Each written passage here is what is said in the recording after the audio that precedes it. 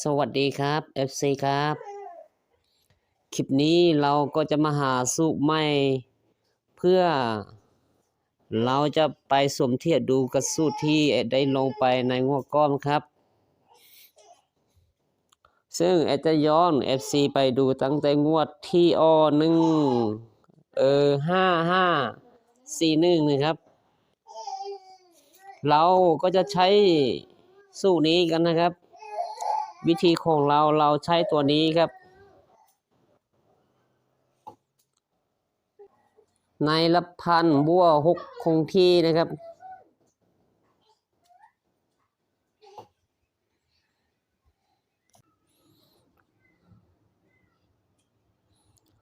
6บวก2หรือว่า2บวก6ก็จะได้8เพิ่มไปอีก7แต้มก็จะได้5นะครับ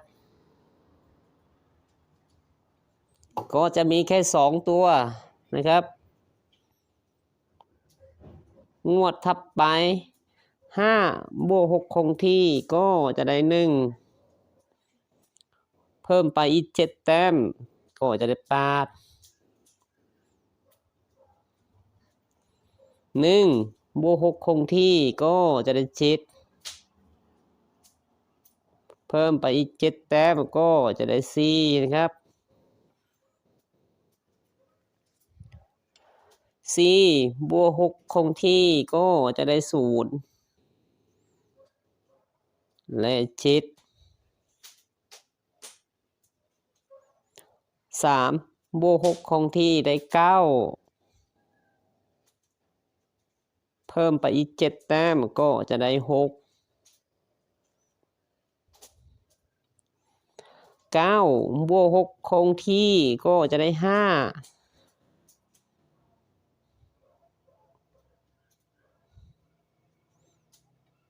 เพิ่มไปอีก7แต้มก็จะได้2งวดล่าสุด2บวก6คงที่ก็จะได้8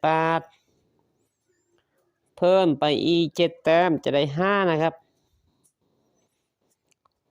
ก็จะได้ประมาณนี้สำหรับวิธีที่2เราก็จะใช้ตัวนี้ครับเราใช้ในละ10ตัวนี้นะครับเอามาตั้งตรงนี้เลยครับ FC 3 4 5 6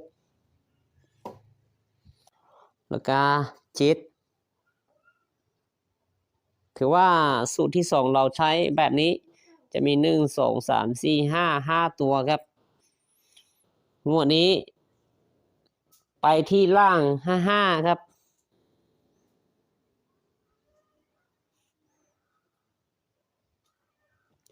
ชน5อ5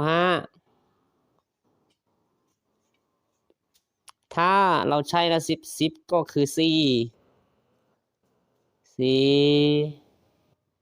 5 6 7แล้วก็8งวดนี้ออกไปที่1 6ลงล่างอีกครับ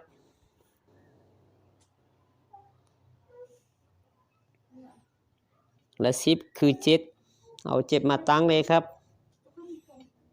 8 9 0 1วันนี้ออกไปที่41ลงล่างอีกครับ3งวดนี้นะ0มาตั้งเลยครับ0 1 2 3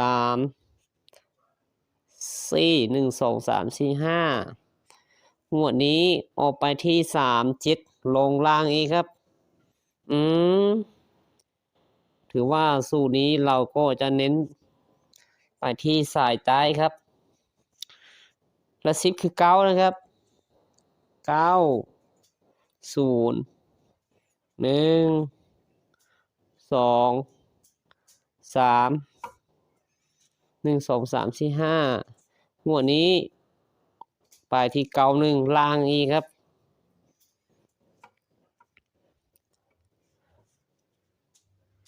สี่ห้าหกเจ็ดนะครับแปดและสิบคือสี่นะครับ เอามาตั้งตรงนี้เลยครับหัวนี้ก็ลงล่างนี้ครับถือว่ามาล่างมาล่าง6 งวด ลองดูงวดนี้ว่าจะลงล่างหรือว่า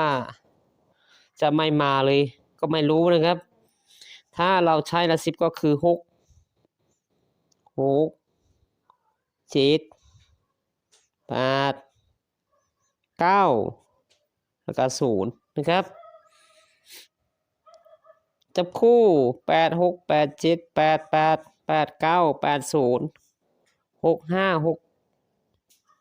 65 75 85 95และ05นะครับถ้า FC ชอบวิธีนี้ก็ลองดูครับครับโชคดีครับ